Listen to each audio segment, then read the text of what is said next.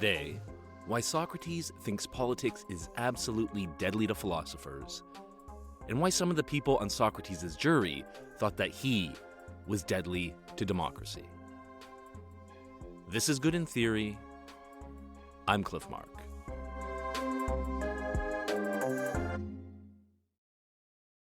In my experience, when I see people getting so upset about what other people are saying that they want to silence them, whether it's online or on TV or in private conversations or in the Supreme Court of the United States, when people are trying to silence each other, it's not usually just about impiety or about skepticism. Usually, it has something to do with politics. And the same is true of Socrates' trial. Politics is a big part of the story in Socrates' case, and that's what I'm going to talk about today.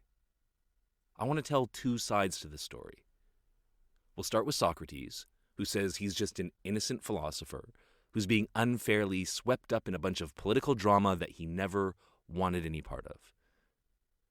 And Socrates argues that politics makes people paranoid and irrational and dangerous, and that the only way that philosophy can survive in the city is if politics and philosophy are kept completely separate. Then, in the second half of the episode, we're going to change perspectives. We're going to ask, if you were in charge of politics, what kind of situations would you have to be in to actually justify using censorship? And then we're going to ask if Socrates' case was one of these situations. And all of this is going to involve filling in some historical context, because there was a lot going on in Athens politically that Plato doesn't mention in the text of the Apology, but is still important to understand why Socrates' fellow citizens may have seen him as actually dangerous. So we're going to get to all of that, but let's start with Socrates. You may remember that in Socrates' defense speech, he makes this brief but cranky critique of politics, in which he says that the reason that he never got involved in politics is because he cares about justice, and if he got involved, they would have killed him a long time ago.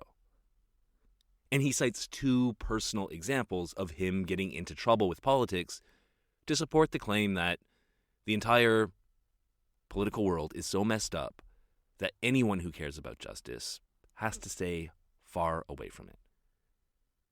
And the first of the two examples we can call the trial of the generals. This one happened after there was a big naval battle between Athens and Sparta. And Athens won the battle, but they did lose a lot of ships, and that meant that there was still a ton of sailors bobbing around in the sea holding on to planks and stuff. And normal practice at the end of the battle is to sail around and pick up all the guys in the water and bring them back to shore with you. But the guys in charge, they saw a storm coming, and they decided to leave the survivors to drown and sail back to shore to avoid risking the whole fleet. And now, we don't know how necessary this was. Scholars today still debate whether they really had to go back or they could have tried to save the sailors. But the people in Athens, when they heard about this, they were mad. Just leaving the sailors who survived, who just risked their lives, to drown alone in the sea, this sounded really bad. And there may have been a class angle, because the sailors in the Athenian Navy, the guys who rowed the ships, were generally poor. They were from the common classes. Whereas the generals who made the decisions, they were usually very posh. Anyway, the people in Athens were mad as hell, and they wanted to punish the generals. They recall them back to Athens to stand trial. 2 of them just run away, but 6 of them go back, and they start trying them. And on the second day of debate, someone just decides, hey, I want to put a motion to put all of these generals on trial at once, because we know they're all guilty. We know what they did. There's no reason to spend a whole bunch of time trying them individually. And this is where Socrates comes in. He just happened to be serving as a magistrate in court that day. He had his name pulled out of the hat. And when the guy in the assembly proposes to put all the generals on trial at once, Socrates refuses to put the motion to a vote on the grounds that collective trials are illegal in Athens. And then the assembly, they get mad. They say, against the law? You think collective trials are against the law? How about this? How about we put you on trial too, Socrates? How do you like that? And in the end, they don't put Socrates on trial, but they overrule him and they try all the generals and convict them and execute them. And Socrates, he thinks this is an example of where trying to do the right thing, caring about justice, will just get you into trouble in public life. And the second example that Socrates gives is the arrest of Leon. This time, it's not the Democratic Assembly in charge. It's a small group of oligarchs who had done a coup and who had taken over the Athenian government a few years before Socrates' trial.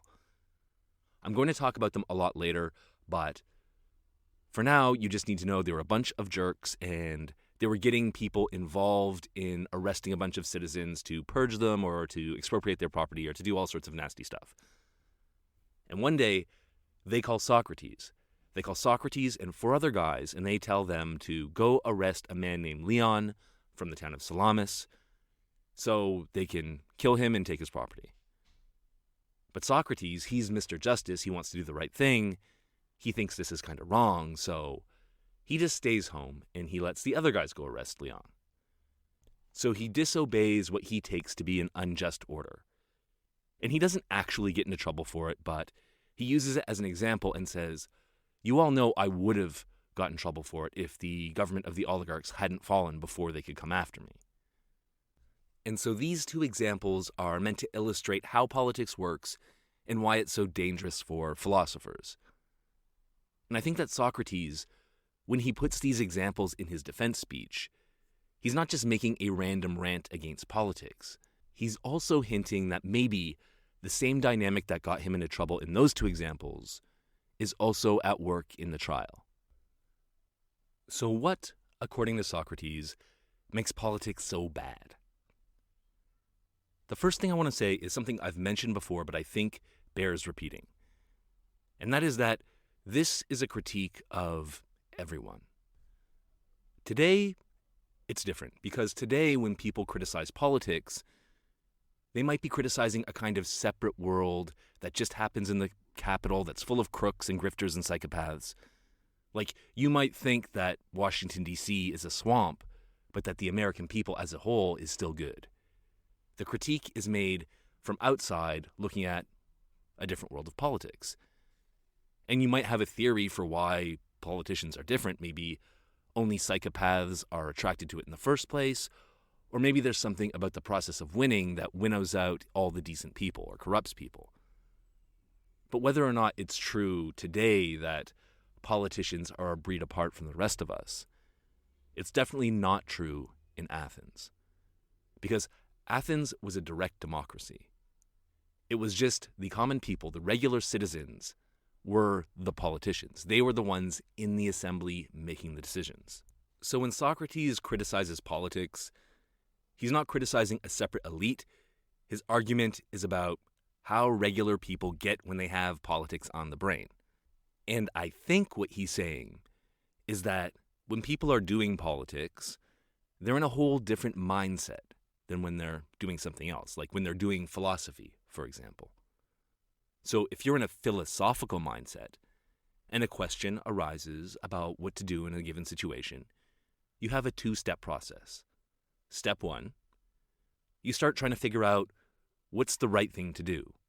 And the way you figure out what the right thing to do is you discuss it. You try all sorts of different ideas, you argue about them, you test them, you use reason, you do philosophy on them. And the aim is to get to the truth. And then once you figure out what the right thing to do is, then you do the thing. Now, Socrates is so good at philosophy and coming up with objections and questions and qualifications that a lot of the time he never gets to step 2.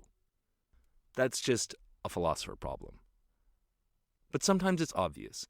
For example, it was obvious to him that he shouldn't do a collective trial for the generals, and he shouldn't go arrest Leon. The political mindset, on the other hand, is more interested in step 2. They want to do the thing. And this is not necessarily that people in politics don't care about justice. The people who wanted to kill the generals and who threatened Socrates, they probably felt very strongly that they were in the right and they had justice on their side. It's just that when people are in the political mindset, usually they're already pretty sure what the right thing to do is. They feel that they've figured out step one and they're focused on step two, which is actually making it happen. And when you're at this stage in the process where you're sure what the right thing to do is and you're trying to make it happen, and you look at other people, you change how you look at them. You don't look at them as someone with a new and interesting idea that you should discuss. You're looking at them and you're thinking, who's with me and who's against me? And I am extrapolating a little bit from the text, but I don't think my reading is too far off from what Socrates is implying. I think of the political mindset, as Socrates makes it out to be, as a kind of Terminator vision, right? The Terminator sees the same world as regular people, but he's always scanning for things that are relevant to the mission. And in this case, scanning for potential enemies to eliminate. And so you look at Socrates and you don't look at him as someone who wants to discuss justice with you. When he disagrees with you or disobeys your orders, that's the sign that he's an enemy. When Socrates refuses to put the generals to a collective trial, the people in the assembly, they don't see a principled magistrate trying to do his duty of upholding the laws. They only see that he's resisting their will, and that must mean that he's taking the general's side. And why would he do that? Probably because he wanted to drown the sailors, and he doesn't care about the lives of the common Athenian soldier, and he deserves to be tried too. And Socrates figures the same thing would have happened when he declined to go arrest Leon. The people in charge would not see a conscientious objector. They'd see someone who was being insubordinate and who was rebelling against them and who probably deserved to be punished. But the difference between the political viewpoint and the Terminator is that for all his violence and murder, the Terminator is still pretty calm. Whereas in politics, people seem to be very emotional. And in particular, they're driven by fear and anger. Fear of enemies and anger at anyone who opposes them. So Socrates thinks that the political mindset is driven by emotion, paranoid. It just takes its own concerns and anxieties and worries and it projects them on the world, and that's all it can see. And this is why Socrates thinks that politics and philosophy can never get along. Because philosophy requires that you follow the argument and you look for the truth, and you have to argue and test hypotheses, and you have to disagree. But the political mindset, it will always register disagreement as opposition, and opposition is a sign of an enemy, and then it will initiate the termination protocol. So according to Socrates, philosophy and politics do not mix. One more thing that I think Socrates is expressing through his use of these two examples that's also really easy to miss is that the political mindset is partisan.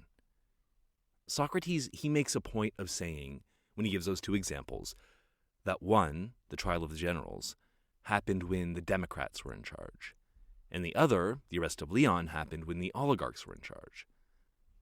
And that's easy to really just not notice, because when we think of Athens, usually we think of a democracy. So who are these oligarchs? Well, I will be talking a lot about the democratic oligarchic split later in this episode. But for now, what you need to know is there were two factions in Athens, and there had been a lot of recent nastiness between them. And the Democrats were in charge at the time of the trial, and a lot of them may have suspected Socrates of being in league with the bad guys, in league with the oligarchs. And Socrates knows this, which is why he makes a point of giving one example from each side, right? He's saying, I'm an equal opportunity offender. And so the implication is that there is this polarized political situation in Athens, and he knows that people are very suspicious and they're seeing their enemies everywhere, perhaps even in Socrates. If you share Socrates' view that politics is paranoid and partisan and dangerous to all people of integrity, then one response might be to try to change it. You might say, politics in this country is broken and it's time to fix it. but not Socrates. He seems to think that this is just how politics is, and so there's no point in trying to reform it. He says, if you want to survive as a philosopher, if philosophy and politics are going to coexist at all, you just have to keep them completely separated. If you're a philosopher, if you even seriously care about justice, Socrates says you have to lead a private life. Now today, just a note, when we distinguish between public and private today, we mean something slightly different, usually, from what Socrates is saying. So today, private usually means behind closed doors, in your bathroom or in a store change room or something like that. And public is everywhere where you have to wear pants, basically. But when Socrates, or most political theory people, when they distinguish between public and private, they mean something slightly different, where public has to do with politics, like public life, public office, that kind of thing. If you're a famous celebrity and TMZ is always hiding in your backyard and taking photos of you and showing them to everyone, but you aren't involved at all in politics, that would still count as a private life, even though you don't have any privacy. Anyway, Socrates, he just accepts the fact that the world of politics will absolutely chew up anyone who is seriously concerned with truth or justice, and his proposal is, you guys do your politics up in the assembly, in the courtrooms, and I will stay down in the marketplace and I'll do my philosophy there. I'll leave you alone, you leave me alone. These are totally different activities. And that strategy worked for most of his life until one day it didn't. So the way Socrates sees it, he's just minding his own business, doing philosophy in the agora, and these swivel-eyed political loons come down from the assembly and they haul him into court on some paranoid theory that he's this secret political villain because they cannot grasp that he's just there talking abstractly about justice. And Socrates is like, I would very much like to be excluded from this narrative, one which I never asked to be a part of. And this basic idea of people minding their own business, doing their own thing, and then getting swept up in some political drama coming from paranoid people running around looking for enemies to deal with, there's a ton of examples of that kind of thing. There are obvious high-level political examples that just jump to mind. For example, take America. I choose America because that is the country in the world that makes the biggest deal of free speech. But even they get a little censorious and persecutey sometimes. And when they do, Socrates' critique of the political mindset can sometimes be useful for understanding what's going on. If you think of the Red Scares in the 1920s and the 1950s, when the American government was so scared of communists that they felt they had to spy on everyone and exile Charlie Chaplin and that kind of thing, it made sense to a lot of people then. Nowadays, most people look back and think that the government was overdoing it a little bit. And the problem was that the authorities, they weren't just seeing legitimate political disagreement. They had politics brain, and they were seeing Soviet agents hiding everywhere.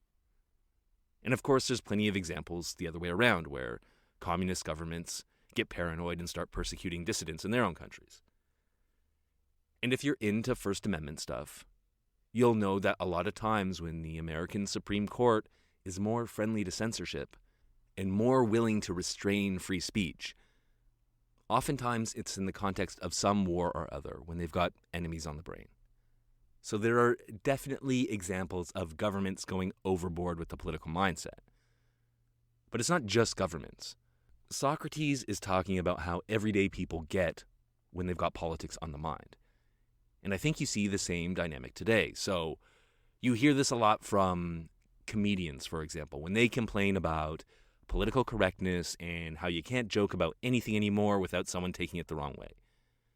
They feel that people are coming into what they're doing in the comedy club and bringing all sorts of political assumptions and fights along with them and interpreting what they're doing in that light. And I've had experiences myself where I'll say something that I think is relatively innocuous or unrelated, but then I'm accused of perpetuating some kind of mainstream media conspiracy to help Justin Trudeau destroy gender using 5G towers, or something like that. And I'm exaggerating here, but I think you'll know what I'm talking about. When people have a strong political narrative in their minds, it's really easy to interpret everything that they see in light of that narrative.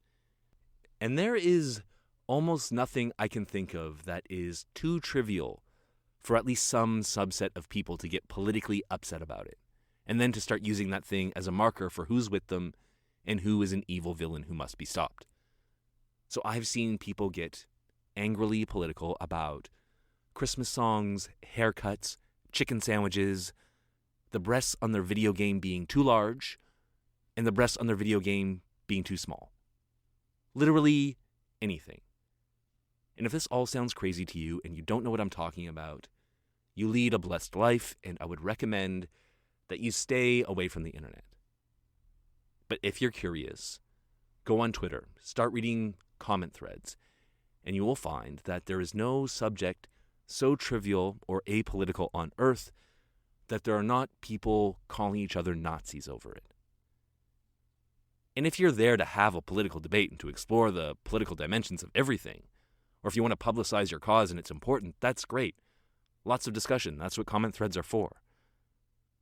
But if you're trying to do anything else, if you're trying to do comedy or enjoy a video game or a football game or a Chick-fil-A, or if you're trying to teach virtue to the young men of Athens, all this politics stuff can be annoying and sometimes downright dangerous.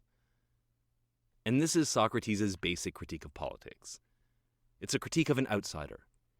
He says, politics is stupid, it's just obsessed with its own anxieties and internal battles, and it's imposing it on the rest of the world, and that makes it totally miss the point of what's going on around it, but also makes it really dangerous to people who just don't want to get involved. And of course, this is the viewpoint of a man who feels he's done nothing wrong, that he was just minding his business, doing philosophy, and then got into trouble by a paranoid, oversensitive, politics-brained mob. And I think the viewpoint is easy to understand, because most people I know have never participated in politics beyond voting, reading, maybe doing some volunteer stuff, maybe even being part of a political party. But few people I know have been actually a part of a ruling assembly with real responsibility. So I think it's easy for most people to imagine themselves in Socrates' politically uninvolved position. And from that position, his critique of politics looks pretty persuasive. But now I want to shift viewpoints. I want to step out of the position of the persecuted philosopher, and I want to try to consider what the political mindset might look like from the inside.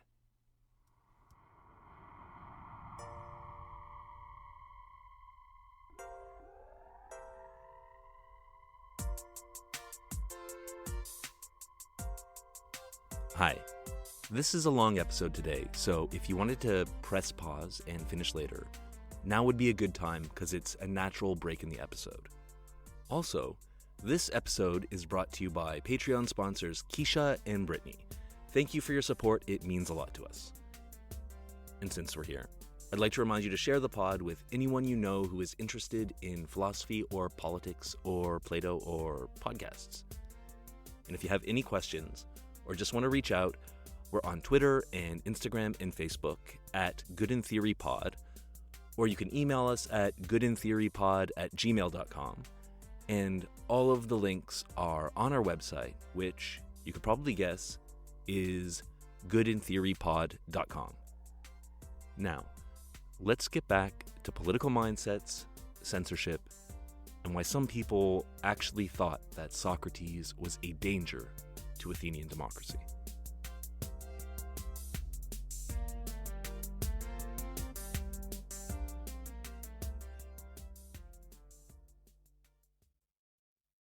First, I'd just like to say that I personally do not have a problem with people applying a political viewpoint to any of the things I mentioned above. If you want to talk about the political and ethical implications of a chicken sandwich or a Christmas song, I'm here for that. That's what we do here. I think that most things have at least some political dimension that's worth talking about. It's just that if that's all you want to talk about ever, you're likely to annoy some people.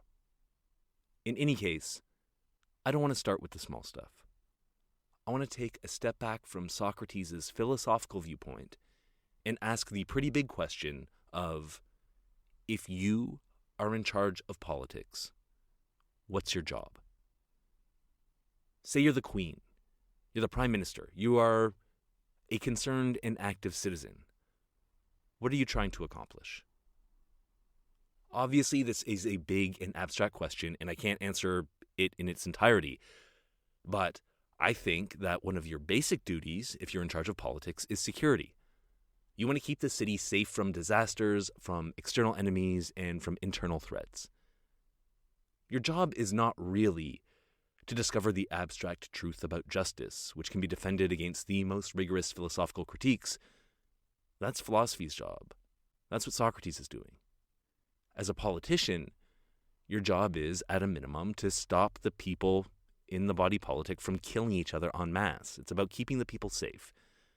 The good of the people is the supreme law. And the political viewpoint is different from the philosophical viewpoint because you have this different goal.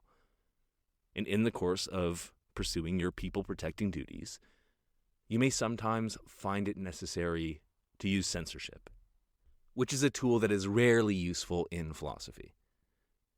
And so one instance when it seems reasonable to me to censor people is when they're doing hate speech. Most countries, and I say most countries because the United States is a partial exception, but most countries, and even those that think that freedom of expression is very important, have some kind of ban on hate speech. And that's because they've looked at the big atrocities in the past, like the Holocaust and other genocides of civil wars, and they've noticed that before each one, you always find hate speech. You find newspapers saying that some groups of people are subhuman, radio broadcasts saying to go kill the cockroaches, stuff like that. And so I think that it's perfectly reasonable to decide collectively as a society or as a leader that you want to ban that kind of inflammatory speech. And I think that's true even if the person who's doing the hate speech isn't explicitly telling people to go kill each other. Because if you put enough hateful propaganda into the world, the people who are hearing it are going to connect the dots and they're going to take action themselves. You're just paving the way for the moment when people actually are ready to get violent. Imagine you're in charge of a country where there's a long history of rampant anti-Semitism and violence, and you find someone passing out flyers that say Jews are rats and they've taken over world banking and they drink Christian babies' blood and so on and so on. I think this is a time where the political mindset is appropriate. The stakes are high. There actually is likely an enemy who's a danger to society. So the philosophical viewpoint is not appropriate here to me. The appropriate thing to do is not to challenge these anti-Semitic pamphleteers to a debate in the free marketplace of ideas. You don't print up another flyer that says, well, in fact, genetic science has proven that Jews actually share more DNA with human beings than with any vermin species. No. Taking the philosophical viewpoint and engaging these positions in discussion, that's the wrong move. Even if you make a better argument, which you will, you're probably not going to convince everyone. And the entire time, some people are getting more and more radicalized. The right move, in my opinion, is just to shut them down, because this isn't a question of philosophy. This isn't about debating the truth. It's a political question about shutting down dangerous propaganda before bad things happen. And I think that's especially true in very unstable contexts. For example, if there's been recent fighting, or if there's a lot of tension between groups and things might go off at any time. If you're sitting on a tinderbox of a country, you don't want people playing with rhetorical matches. Socrates, he tries to make it seem like people who take a political viewpoint are just naturally unreasonable and emotional and vindictive, and they're on a paranoid hunt for enemies. But that's not always true. Sometimes people who take a political viewpoint are genuinely concerned for the safety of the city, and they're looking for real enemies that exist, and they're trying to stop them before they cause a lot of harm. That's one of the main jobs of politics. At this point, you may be nodding, you may agree with me, yes, that there are imaginable situations where some speech is so dangerous that it should be controlled. But you also might be asking, what does that have to do with Socrates? Socrates is not a racist pamphleteer or a terrorist propagandist. He's a broke old man talking about virtue in the streets, right? Well, Socrates probably was just a broke old man talking about virtue in the streets, but like I said, there was a lot going on politically in Athens at that time, and Socrates didn't look completely harmless to everyone. And everyone who read the Apology when Plato wrote it, they would have been totally familiar with the context, and they would read the book in that light. But we, a couple of thousand years later, we're not going to be familiar with what was going on in Athens. So I am going to take a few minutes and go outside of the actual text by Plato, the book, the Apology, and explain the context of the story. And that, I think, will help us understand what is going on in the book and why people were so worried about Socrates.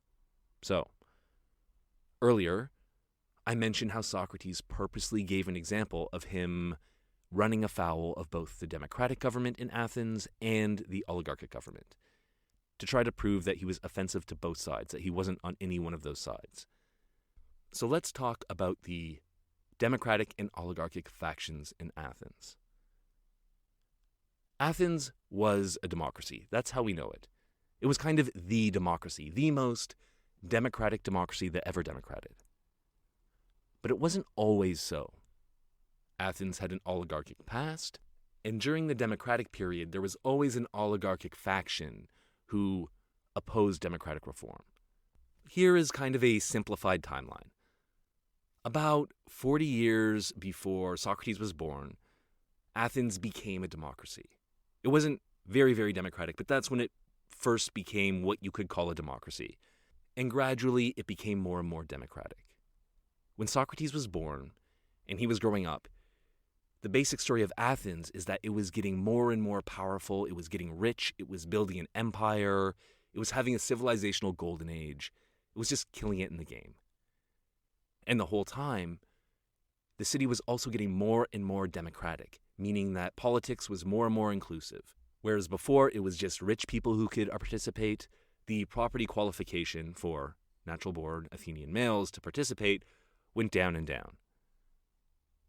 And Pericles, he was the great democratic leader who passed lots of reforms, meaning that poor people could serve on juries, they could actually get involved in running the city by participating in the assembly or serving as magistrates. But this entire time of transformation, there was always some people who opposed the democratic reforms, who preferred the old ways of doing things. Oligarchy, it's a word that means government of the few. And the oligarchic faction in Athens thought that democracy was a mistake and that the city would be better off if it was run like in the olden days by a smaller group of wealthier citizens. But during the period where Athens is just getting rich and kicking ass all over the Mediterranean, you don't hear too much from the oligarchic side. And if people do complain about democracy, that might just sound like regular people complaining about the government, or even useful opposition, right? Because there are always people who are going to complain about the government, and it's healthy to have critical voices to hold governments to account. But this oligarchic faction, when things start going worse for Athens, they become more than just critical voices. Here's basically how it goes down. One of the last things that Pericles, the great democratic leader, does before he dies is to start a giant war with Sparta. And this war is going to go on for 30 years. It's going to completely exhaust both cities, kill a massive portion of the population, and Athens is going to lose. And there's also this ideological angle. Athens is the big democracy in that area of the world, and they ally with other democracies, and when they take over a city, they tend to impose democratic governments on them. And Sparta does the same for oligarchy. And so in the second half of the war, I want to cover a few things that went wrong in Athens that are relevant to the story at hand. So the first big event that I want to mention is the Sicilian expedition.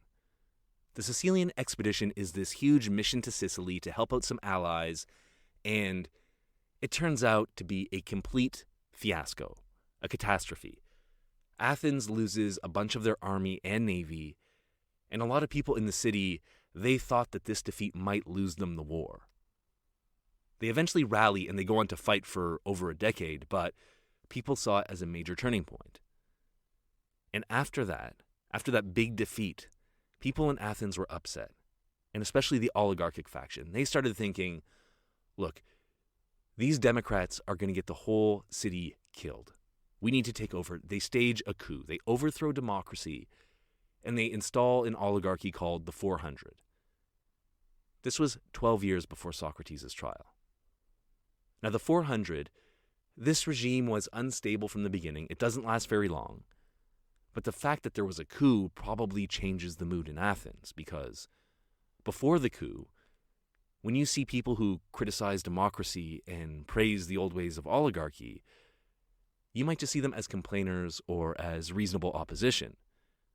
But after an actual coup, when you know there's some people out there just waiting for the chance to overthrow democracy and disenfranchise all of the poorer citizens, that might change your view of things. When people praise oligarchy, it's going to look less like critical discussion and maybe more suspicious, more like they're trying to build support to overthrow democracy. And you can imagine that might make things more tensed, more polarized. And it gets much, much worse. Because 5 years or so before Socrates' trial, that's when Athens loses the war. Sparta wins, they roll up on Athens, and they decide, generously, not to just kill everyone in the city. Instead, they say, Athens, you get to live, you get to remain Athens, but you have to tear down your city walls because we don't want you holding up in there again and then harassing everyone with your navy. And you have to change your government because ever since you became a democracy, you've been an imperialist pain in the ass to everyone in Greece. So we're giving you an oligarchy, and we're giving you an oligarchy that's friendly to us, Sparta. And so they install a regime that eventually got the nickname the 30 Tyrants. And as you can imagine, you don't get a nickname like that for sober good government. They were only in power for 8 months, but they made the most of it in terms of purges, atrocities, and all-around tyrannical behavior. They killed something like 5% of the Athenian population at the time, so 1 in 20 Athenians dead. They confiscated a lot of property from rich democratic partisans. They exiled people from the city. It was a bad, bad reign of terror. And that was the regime that sent Socrates to round up that guy Leon to have him killed. Anyway, everyone hates them. Within a few months, there's this democratic resistance movement, and they overthrow the oligarchs. They do a few counter-purges just to make sure they stay down, and they restore democracy, which is great. But at this point, you can imagine the atmosphere in Athens. They just lost a big war. The city is ravaged, exhausted. They've had 2 oligarchic coups in 7 years. They've had this reign of terror, tit-for-tat purges. There's 2 factions who've been doing really bad stuff to each other. Neighbor-on-neighbor violence. Just a very mistrustful atmosphere, I imagine. Earlier, we talked about philosophical and political mindsets. And I think there are times in situations where it makes more sense to lean towards one of these mindsets or towards the other. And this, in Athens, this is a situation where I think a political mindset is appropriate. The stakes are high. There's been a lot of recent violence. There have been conspiracies. There might be more. And so I think if there was ever a time in Athens to keep your eye open for troublemakers, this is one of those times. It's one of those times, I think, also that those political emotions, fear and anger, would have been high, and where paranoia would have been common, and you don't know when things will go off again.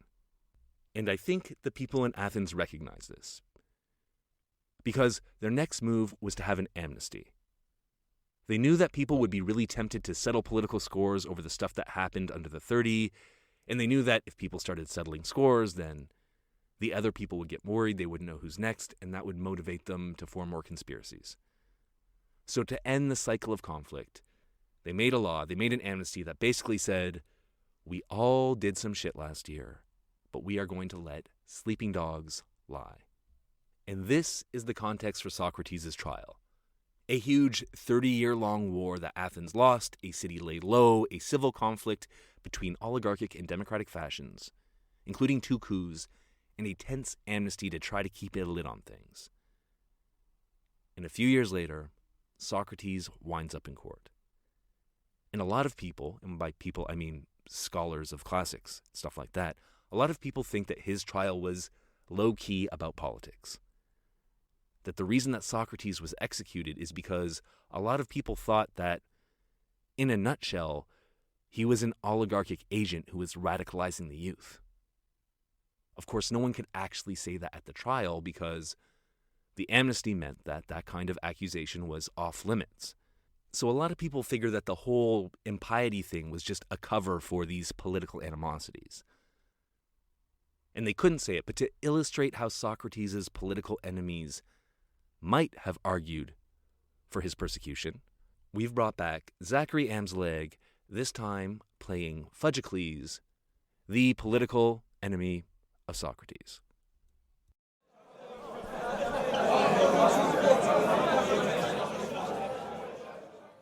Men of Athens, Socrates wants you to believe that the reason he's on trial is that his philosophy is too smart for us and we're mad about it. This is ridiculous. I like philosophy. I send my sons to study with Protagoras, and I don't care if some unemployed old man thinks I'm dumb. Socrates is not here because of philosophy. He's here because he's been preaching oligarchy and radicalizing the youth. He's here because he's the intellectual mastermind behind the recent conspiracies that have torn Athens apart. If you want proof that Socrates hates democracy, all you have to do is listen to him. I've heard him comparing our citizens' assembly to a pack of drunken sailors who are about to crash their own ship. I've heard him argue that a small group of enlightened philosopher kings should rule over all of us. Does that sound familiar to you? It's exactly how oligarchs like the 30 tyrants justify their rule and their crimes. Now he says he's just down in the agora having harmless philosophical discussions. If that were true, then why can every disaster, every plot against Athens lead back to Socrates? Take Alcibiades, a beautiful boy from one of Athens' best families, full of promise. But Socrates took him under his wing, and we all know how that turned out. First, Alcibiades tricked the people into letting him lead the Sicilian fiasco. And when he lost, instead of taking responsibility, he defected to Sparta. And then, when he betrayed the Spartans in turn, he plotted the first oligarchic coup of Athens. I can't think of a single Athenian more corrupt than Alcibiades, and no man had more influence over Alcibiades than Socrates. And that was no coincidence. Critias, the man at the head of the 30 tyrants, was also a close friend of Socrates. How long's it been now?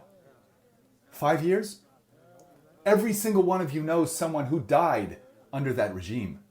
You remember not knowing who was going to have their property confiscated the next day, who would be exiled from the city, or who would just be disappeared. You remember wondering if your neighbors were informing on you every night. Look at the facts. Our boys spend all day with Socrates, and he teaches them that democracy is an idiot's constitution, that all of our leaders are buffoons, and that only men with true philosophical education, the kind that Socrates alone can give them, deserve to rule. And soon enough, they're sharpening daggers and conspiring to overthrow democracy. It's happened twice in the past 11 years. And twice we've had to restore democracy and our rights. Citizens of Athens, we cannot risk a third time. It's time to stop Socrates for good.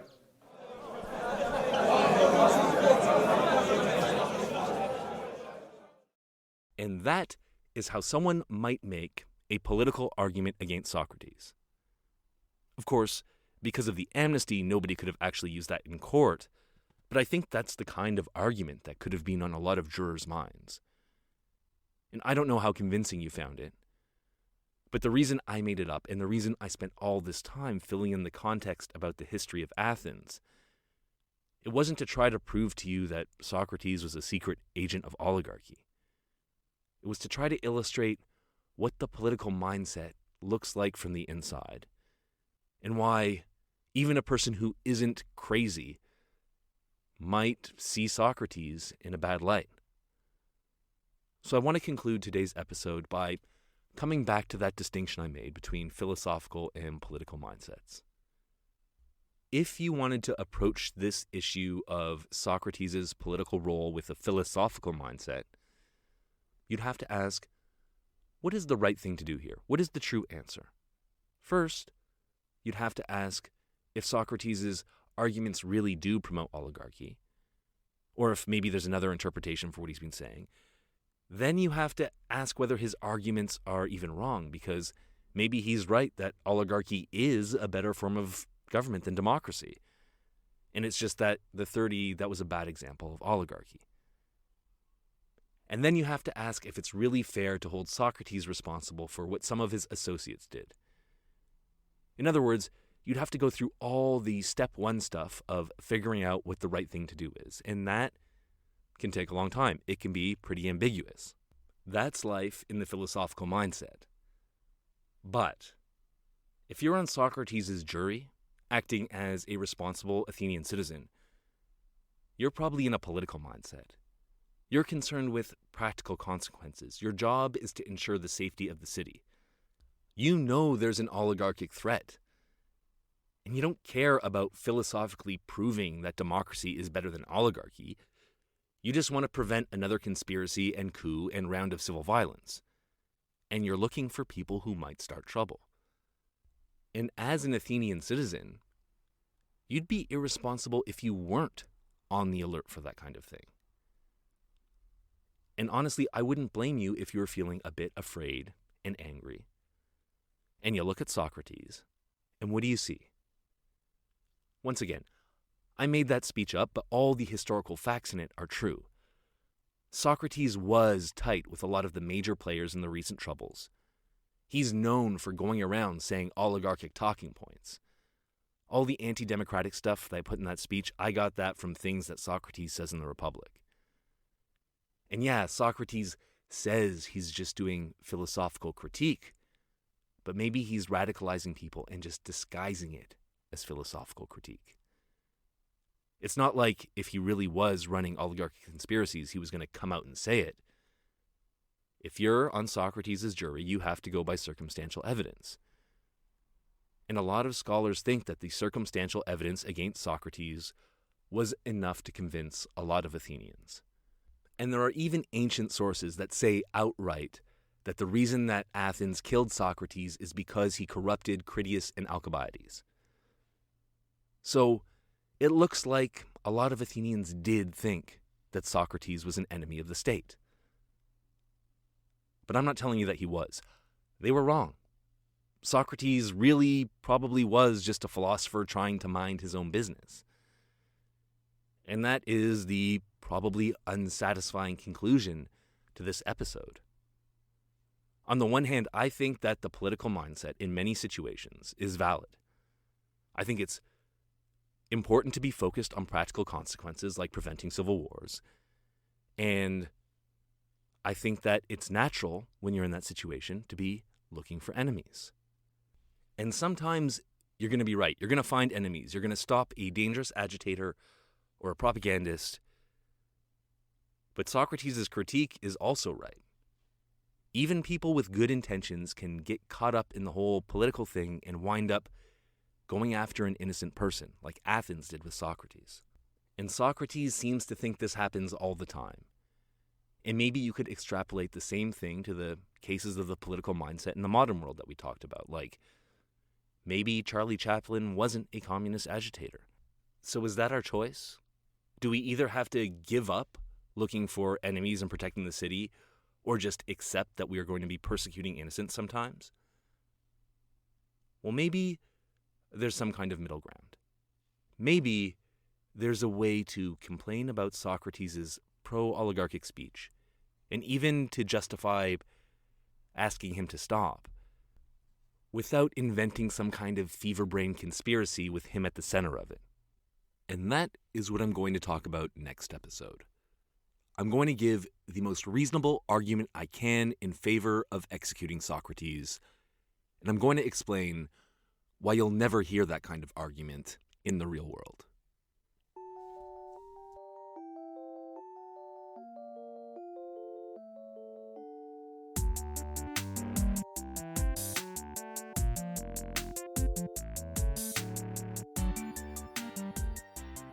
The theory fact for today is a short one about Plato's name. So Plato is not actually Plato's real name. According to Diogenes Laertius, Plato's real name was Aristocles, son of Ariston. And Plato is a nickname, and it comes from a word that means broad or wide. And we aren't 100% sure where he got it. But some people think that he got it from the breadth of his style or from the breadth of his forehead. But Diogenes says that Plato was really good at wrestling, and the nickname Plato came from one of his gym teachers because, quote, of his robust figure. So it turns out that the name Plato means something like burly or big guy or thick boy. Thanks for listening.